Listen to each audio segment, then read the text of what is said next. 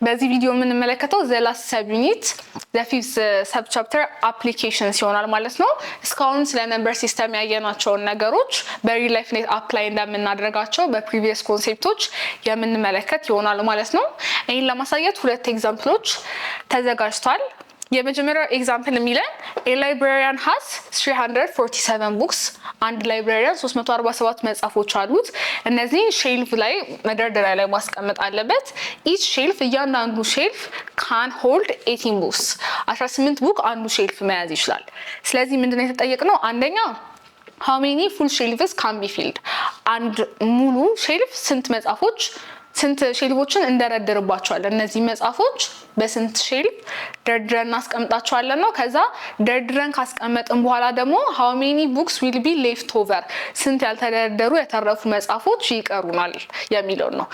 ይሄ የምን አፕሊኬሽን ይመስላችኋል? እስካሁን ካየናቸው ኮንሴፕቶች ይሄንን ለመስራት ይሄን ጥያቄ ለመስራት የምንጠቀመው ኢክሊድ ዲቪዥን ሌማ የተባለውን ኢኩዌሽን ነበረ which is a is equal to b times q plus r ብለን ያየነው። a dividend ነበር ብለናል፣ b divisor ነው፣ q quotient ነው፣ r ደግሞ remainder ነው። ይሄንን ኮንሴፕት በመጠቀም ስንት መጽሐፎች ተደርድረው ይጨረሳሉ በአንድ ሼልፍ ላይ፣ ስንት መጽሐፎችስ ሳይደረደሩ ይቀራል የሚለው ማወቅ እንችላለን። ስንት መጽሐፎች ተደርድረው ይቀመጣሉ ለሚለው quotient ይሆናል ማለት ነው ውጤታችን። ሪሜይንደር ደግሞ ስንት መጽሐፎች ሌፍት ኦቨር ይሆናሉ ይቀራሉ የሚለው ነው ቼክ የምናደርገው። ስለዚህ 347 ኤ ነች ወይም ዲቫይደንዳችን ነች፣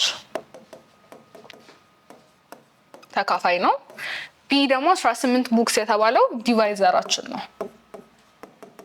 ስለዚህ እነዚህን ስናካፍል ዩኒክ የሆነ የራሱ ኩዌሽንት ኤንድ ሪሜይንደር እናገኛለን። ሎንግ ዲቪዥን ስንሰራ 347ን ለስንት እናካፍላለን? ለ18 እናካፍላለን። 34 ጋር ስንቆርጥ አንድ ጊዜ ይመጣልናል። 18 ከ34 ላይ ስንቀንስ 16 ይመጣል። 7ን እናወርዳታለን። 167 በ18 ስናካፍል የሚችልልን 9 ጊዜ ነው። ምክንያቱም 18 ጊዜ 9 ስንት ይሆናል? 2 7 አለ 9 ሲደመር 7 16 ስለሆነ 162 ይመጣልኛል። 9 ጊዜ እናደርጋለን። 9 ጊዜ 18 162 ይሆናል። ይሄን ስንቀንስ ቀሪ ስንት ይሆንልናል? 5 ይሆናል ማለት ነው። ስለዚህ መጀመሪያ ላይ ምን ብያችሁ ነበር? ኩዌሽንታችን የሚሆነው የሚሞሉት ሼልፎች ቁጥር ነው። ስለዚህ how many full shelves can be filled ሲባል ምን ያህል ሼልፍ መደርደሪያ እንሞላለን ማለት ነው። ኩዌሽንታችን 19 ሼልፎችን እንሞላለን ማለት ነው። ከዛ ስንት ደግሞ ይተርፉናል ማለት ነው? 5 ሌፍት ኦቨር ይኖረናል ማለት ነው። ሪሜይንደራችንን አፕላይ እናደርጋለን እዚህ ጋር። ስለዚህ ኢንክሪስ ዲቪዥን ላይ ማቴሪያልን ተጠቅመን ይሄንን ሶልቭ ማድረግ እንችላለን ማለት ነው። ቀጣዩ ኤግዛምፕል ደግሞ የሚያሳየን two students start running at the same time from the same point ሁለት ተማሪዎች ከአንድ ቦታ ተነስተው መሮጥ ጀመሩ። at the same time ከሴም ፖይንት ተነስተው ስቱደንት ኤ የተባለው completes one lap in 6 minutes አንድ ዙርን በ6 ደቂቃ ይጨርሳል። ስቱደንት ቢ የተባለው ደግሞ ኮምፕሊት የሚያደርገው አንድ ላፕ አንድ ዙርን በ14 ሚኒት ነው። ስለዚህ after how many minutes will they meet again at the starting point for the second time ሲጀምሩ ተመሳሳይ መነሻ ቦታ ጋር ነበር የጀመሩት።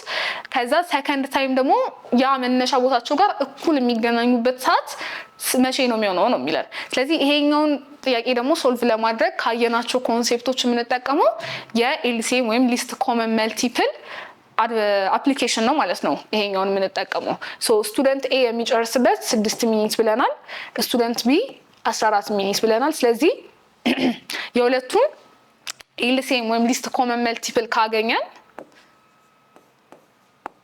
ምን እናገኛለን ማለት ነው? for the second time ከዛ በኋላም the third time fourth time ቼክ ማድረግ እንችላለን። የሚገናኙበትን ደቂቃዎች ማወቅ እንችላለን ማለት ነው ስቱደንት ኤ እና ቢ። ስለዚህ የ6 እና የ14ን ኤልሲኤም እንሰራለን ማለት ነው። የ6ን ኤልሲኤም ለመስራት መጀመሪያ ፕራይም ፋክተራይዜሽን ስንጠቀም 6 በ2 ይካፈላል 3 ይመጣልናል። 3 ፕራይም ነምበር ነው። 3 ሲካፈል ለ3 1 ይሆናል። ስለዚህ 6 ማለት 2 times 3 ነው ብለን እናስቀምጣለን እዚህ ጋር ካሉት ፕራይም ነምበሮች።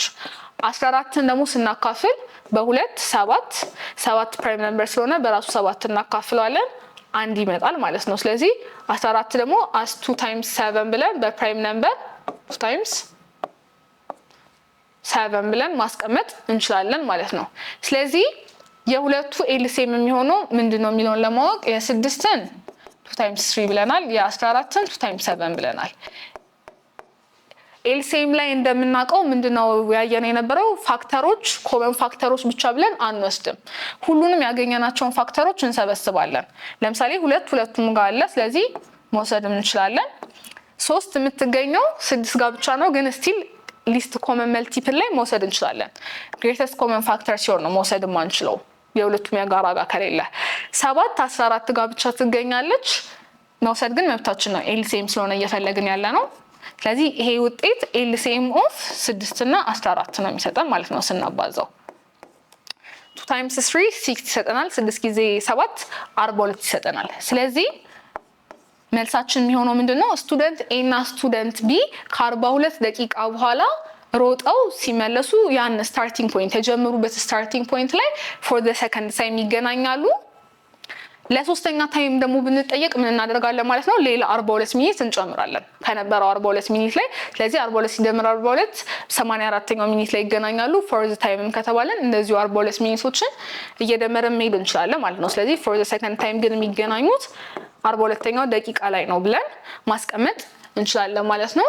ሶ በዚህ ሰብ ዩኒት የተመለከትነው ኢክሊፕስ ዲቪዥን ሌማ ቴረም እንዲሁም ኤልሲኤምን በመጠቀም ፕራክቲካል ሲቹዌሽኖችን አይተናል፣ ፕሮብሌሞችን እንዴት ሶልቭ እንደምናደርግ ማለት ነው። ስለዚህ ቻፕተር 2 ዘ ነምበር ሲስተም ይሄን ይመስል ነበረ። ኮንክሉድ ለማድረግ ያየናቸውን ፖይንቶች አንደኛ የፕሮፐርቲስ ኦፍ ነምበር ሴት ስለ ናቹራል፣ ሆል ነምበር፣ ኢንቲጀርስ፣ ራሽናል ኢራሽናል እንዲሁም ሪል ነምበሮች አይተን ነበረ። ስለ ፕራይም ነምበሮች አይተን ነበረ።